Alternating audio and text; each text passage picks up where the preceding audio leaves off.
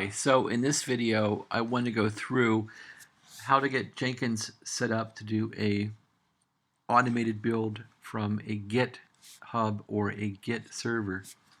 This is rather involved, but I wanted to take you through this. The video before this shows you how it works, just from a cursory point of view that it's possible to make it work. Now we want to go into details of how to make it work, and this probably took me about 5 or 6 hours of hacking, Googling, grepping. This was not easy. Anyway, it is fun. So building is actually a lot of fun. So here's a build I made of something called SimH. SimH is basically a simulator that you can build these old style computers, PDP-1s, PDP-10s. This is kind of cool stuff, and I've always wanted to build this stuff. So I don't think this is going to be changing a lot, but if you had a build that people are constantly changing these files and checking them in, you would want Jenkins to build. As soon as somebody made a change and pushed it up, did a merge or whatever to the GitHub or the Git server in your company, you would want Jenkins to start a build. So here's a very, very basic build of these files. I can basically manually here do a make, say something called the PDP-10, and this thing will start to build this this binary. So this is what I have Jenkins doing. I just did this manually in a terminal window, but I have Jenkins doing the same thing. So it's making a binary file that's going to go in this PDP-10. So let's go in this binary directory here. Remove everything out of here. We don't need it, and that's about it. So we know in Jenkins we can just do this make PDP-10 command, and that works from a shell. So let's now get into Jenkins into the details. So you would basically want to do a new item. So here I did a new item, and I put in, I don't know, SimH. And here you would do a freestyle project on it, and you'd hit OK, and then you would fill in the blanks. So I'll just now go back and show you this old one that I have. It's the same thing, and I'll show you what I filled in. So on this one, I'll hit the configure, and that's the same as building a new one. So here I put in a name for it, description. Now this is basically your path to your GitHub instance. So on GitHub, the first, I would say the first extension off of the GitHub is the username, and the second one is the repository. That's my username, and the repository I made on GitHub was called SimH. And here I want to use Git for source code management. I put in the same repository URL, github.com, my name. The empty repository, well, I'm sorry, no, it wasn't empty. I did a push to that repository to put files in it, and you put in your credentials. This part here is a little strange. You want to get this stuff right. You want to get your credentials in the same as GitHub. Let's see if we can go through that. Jenkins credentials, that's what I used. I just put in my username here and my password that I use on GitHub, and that worked. So I think I'll go through a video where I do all this from scratch. So we'll make another video past this that is going to be in even more detail. This is okay at auto. This is okay at star master. For build triggers, all you want is build when a change is pushed to GitHub, and that'll work. Here's my command in the shell. I do a make PDP-10, and it builds my environment. Of course, this is a very simple build just to show you how it works. So I thought this would be enough to make this work, but no way is it enough. So you got to really get into Jenkins here. So what else I had to do was jump into configure on Jenkins itself. And this is really interesting. So here you want to manage Jenkins. And this part is a little squirrely, but you want to configure global security. And I'm not even sure if this helped my configuration or not, but since Jenkins is working right now for me, I want to show you what I did to make this work. So this was very frustrating, but what I found worked for me was this matrix-based security. And I never used this GitHub account because I was reading conflicting things that this could be useful, but I never used it. So I used my JFall account, and I gave it every single privilege known to mankind here. So I simply added JFall, and I checked everything. The problem is, if you add your name here and you don't check everything, and you say save, this thing will actually lock you out of Jenkins, where you can't really do anything if you didn't assign yourself privileges. So then you have to get into the XML file and fix it. So if you screw up this part, you're really in a hurt locker. So you have to basically then get on your Linux instance that's running Jenkins. In this case, I have a VM running on Ubuntu 16. And it's a bit of a mess, so you want to get in and patch up the security that is in the configuration file for Jenkins. Var, I know there's a Jenkins section here somewhere, but you want to basically patch that up.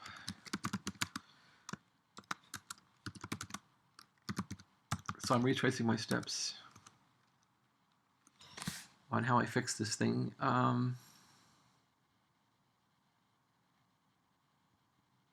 Looking for how I fix this. Var lib Jenkins. Okay, yeah, you want to fix that. So you want to go to var lib Jenkins,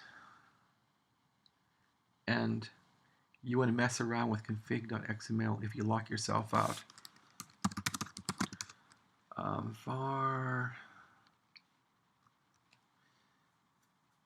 because you will lock yourself out, and so you're going to want to fix this.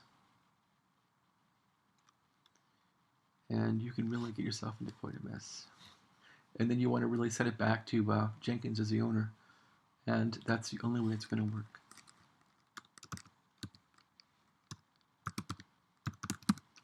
So instead of reinstalling Jenkins, you can fix it this way. Okay, so the config file here, you want to definitely edit this thing, and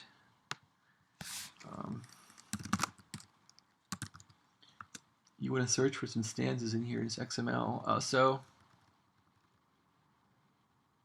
yeah, when this doesn't work, you have to remove some of these things. So this use security line here, you see where it says true, you can just change this to false. So if you mess up this thing and you can't log back in as yourself, change security to false, and then you don't need to log in, and it's like using root. So once you do that, you want to restart Jenkins. So anyway, this is how to get yourself out of trouble when you mess up on this one step I'm showing you, because I messed it up a bunch of times. And then you want to do a restart on Jenkins.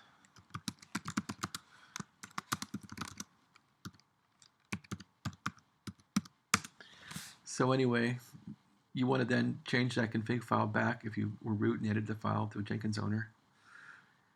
And here's how you start and stop and restart Jenkins right here with the etc init Jenkins. So you'll want to restart Jenkins, and then you can log back in and fix any problems you made when you were messing around with the privileges. So this was a huge stumbling block for me. I kept locking myself out of Jenkins, and so finally I got this right. I never used this GitHub thing, so I can delete that. And I've been logging in as this guy here. So that helped me. There's a lot more to this though than just that part. There's also security you have to configure in this thing. Credentials, let's take a look in here. Okay, that's not too useful. I'm trying to backtrack my 6 hours of working on this thing. Let's go through plugins because you really want to have all the right plugins. So I'm going to show you the plugins I have in here now that work, so we can get those squared away. So some of these are default with Jenkins. I don't think Ant really mattered for me. These probably mattered. That doesn't really matter, but it's there.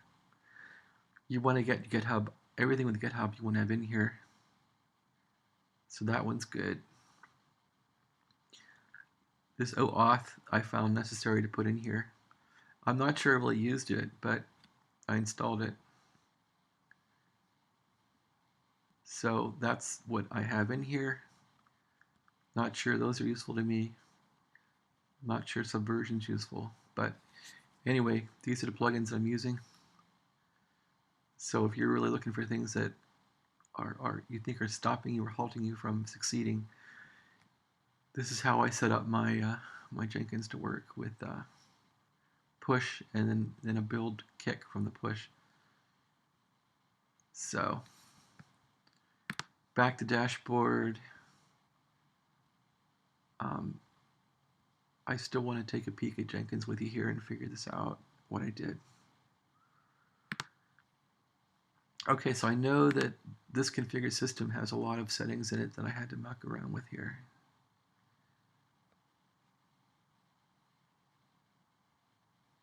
And yep, okay. This right here is imperative to get right, this GitHub server. So here, luckily, we have a nice clear path of getting to GitHub. Okay, so this secret text is essential to make this work, and the secret text you get from getting a secret text made for you on GitHub. So on GitHub, you want to go to your repository and make the secret text and then add it into here. Then you can test your connection, and if it works, it'll say that, hey, there you go, you work. So in the next video, I will show you how to do all this stuff, okay? Right now, we're just going through what you have to do. I'll do all this stuff for you, okay? So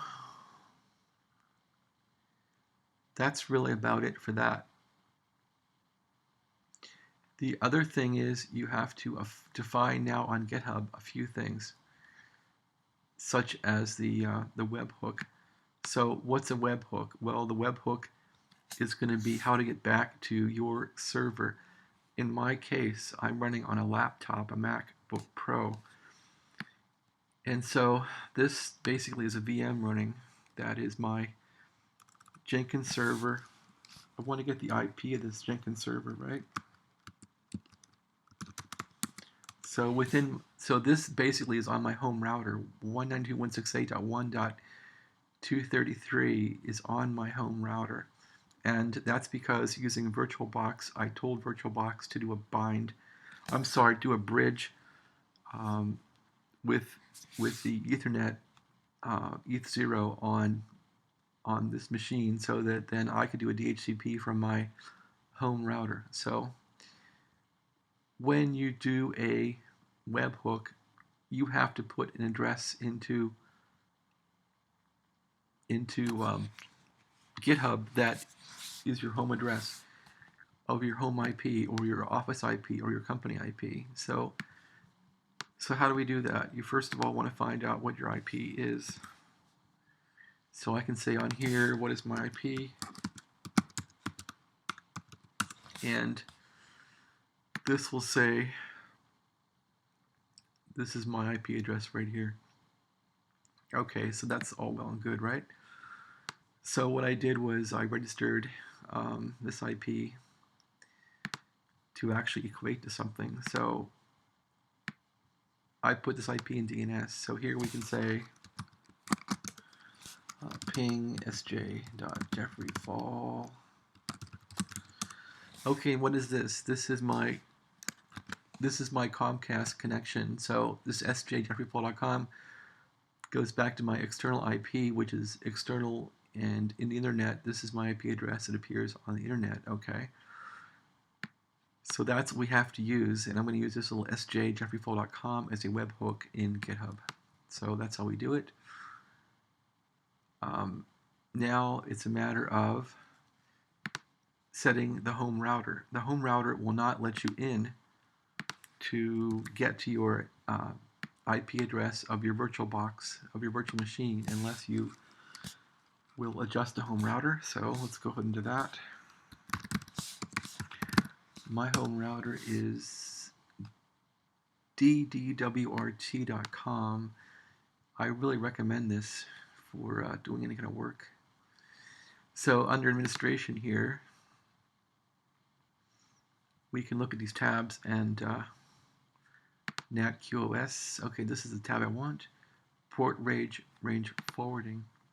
So here I have the webhook installed as 8080, and that's because I have this machine, which I showed you before, that has this IP off my home router, which is 192.168.1.233. This is the machine I have that is running Jenkins, okay? So you have to put an entry in your home router that, or your company or whatever, that's going to take anything on port 8080 and throw it back to this IP here through NAT on, put a hole in NAT for the 233 IP. So the way I did that was I added webhook 8080, 8080, TCP IP. Whenever a reference comes into my external IP address, which is this IP right here in the top, do you see that? Whenever reference comes in here on port 8080, it'll translate that address on 8080, that port, down to this IP address. And the firewall is turned off on this Ubuntu 16.04 machine, and that'll get right smack into the Jenkins process for a webhook. So that is critical to get right. So we can assume that that all works, and if you don't get that right, you're going to be in trouble. So the next thing then to do is to configure the webhook on GitHub. What else can I show you about this little router here? Well, you can take a look at status, and I'll show you my computers here at home all hooked up. Sysinfo. So here we can see what's hooked up. My computer is called Django because I was learning Django on it, but this little computer here, this VM running a VirtualBox on my MacBook Pro, is what's running my demo for Jenkins. So this IP here is the one I'm translating through. So now let's get on to GitHub and get that figured out.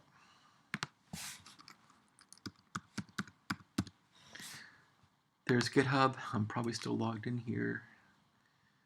Yes, I am. So now to get a webhook to work, here's my repository I'm using called SimH.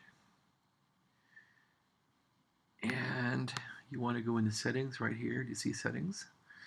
Go into here. Okay. Merge button. There's a webhook setting in here somewhere. This is a little strange to find. Oh, there it is right there. So, yeah.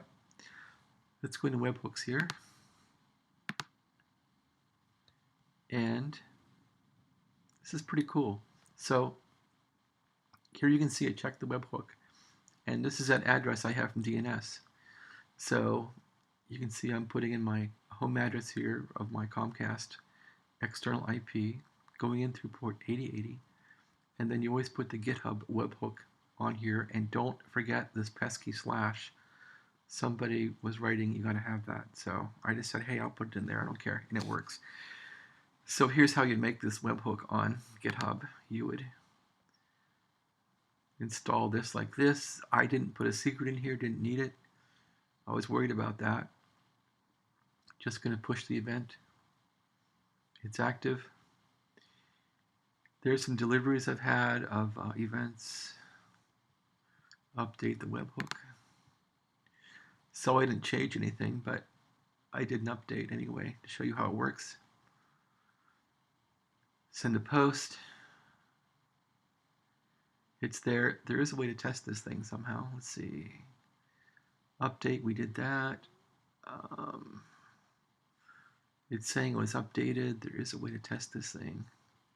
Oh, here it is. So these will allow you to test it. And so when I first did this, I didn't have my router open and it failed. I had like an X there or something. So you can always hit these and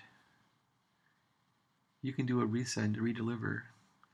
So if you try redeliver, would it trigger another build? I don't know. I doubt it, but it might. Let's redeliver it and see what happens. Redeliver, yes. It's redelivering it. It sent that stuff. I wonder if we got a build out of our... did we get a build out of our Jenkins? Let's see if it built or not. Let's take a look. Of course, now I've lost my Jenkins page. Okay, we know it's on 233, 80. There's Jenkins. Did it build? No, it didn't. So that did not cause it to build. But we know if we do some changing now on our repository, it would build again. So I guess we should go through that now. Anyway, that's how to set up your GitHub. You basically want to go here to webhooks and get that webhook in there. Oh, okay, right. There was something else I needed. I needed a way to talk to this thing, and I had to generate that special key. So this thing will make an OAuth for you also, and you want to get it to make you an OAuth. And how do we do that? Go back into settings, branches, webhooks, integration, deploy keys. There is a way in this thing to make an OAuth, which will give you a string that is your ID for getting in this repository. And you have to get that done.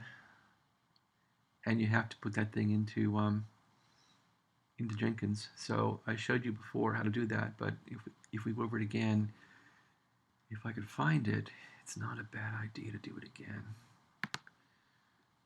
I just don't see where that is at this point. Make private, transfer, delete, don't want to do that.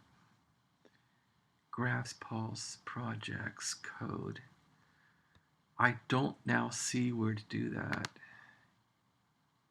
unfortunately.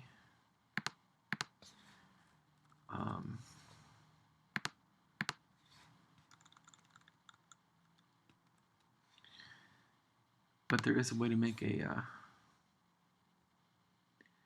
okay, this could be it.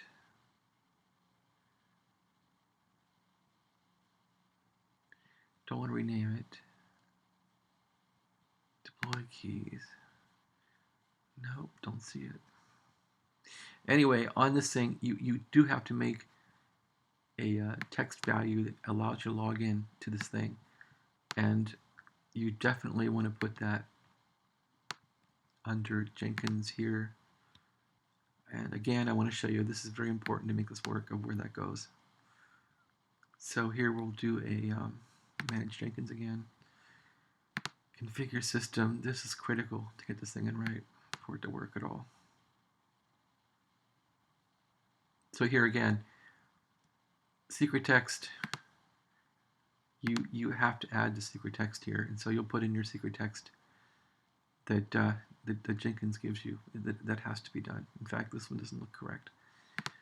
Let's see. So I want to add secret text. That should work.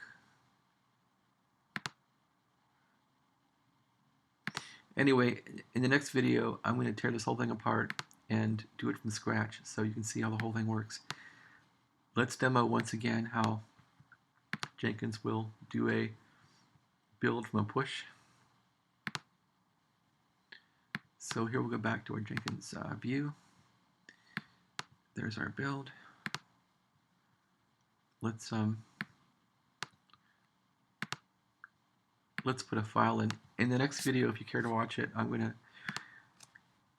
totally tear this thing down and put everything from scratch up so you can see how it works. Okay, we'll add a file. I'll call it build 5 or something. There's some file called build 5. So we're going to do a git add build 5. And once it's added, we're going to do a git commit build 5 test. And I never know the push command, so history of it. Do a grep of push. And there's our push. Let's do a recall on 398. Recall 398. This will give us our push. There it goes out to that, and you'll see now this will fire up again. Jenkins will fire up and perform the build. So all that's happening because it's going down through our home router, and it's going into our VM, and it's touching Jenkins, and it's doing the kick. So the build got kicked through a push. Again, you have to get the home router configured correctly to make this work. I can't stress that enough, and I'll go through this once again for you.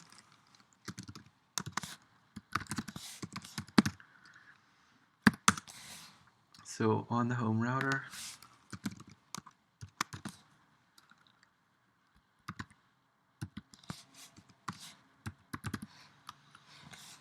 you really got to get this right. So again, on my home router, I go to administration, and I go to NAT QoS port range. So it's going to be a port range forwarding technique you're going to use. For the webhook, my Jenkins listens on port 8080. So if your Jenkins is on 8080, use that. You want to put the IP address of the machine that Jenkins is running on. This is only if you have a home router. If you got a big company, you might have your own IP address on the outside for Jenkins or whatever. But this is how to do it from your home or a small office. And once this is set up correctly, all this stuff will go into the VM that is running Jenkins. In my case, it's a VM. In your case, it might be a computer. But you want to get that set up correctly. And this VM is running Jenkins. And you can see I also run the 8080 port on any requests I make from this IP here on my MacBook Pro. So this has been kind of a helter-skelter view of how to do a on-demand build for continuous integration with Jenkins from GitHub. I know this hasn't probably given you all the steps. I think now you have most of them. What I'm going to do for the next video is I'm going to start over from scratch and build this whole thing from nothing. And so everything will get done. We'll make new keys. We'll add files to the repository. We'll make a new repository in GitHub. We'll do it all for you from scratch so that you'll know how to do that. This might be enough for you to know how to do it right now if you're a Jenkins expert, but if you're not, watch my third video. Again, thanks for your patience. Thanks for watching. Thanks for your enthusiasm, and we'll talk to you later. Signing off for now.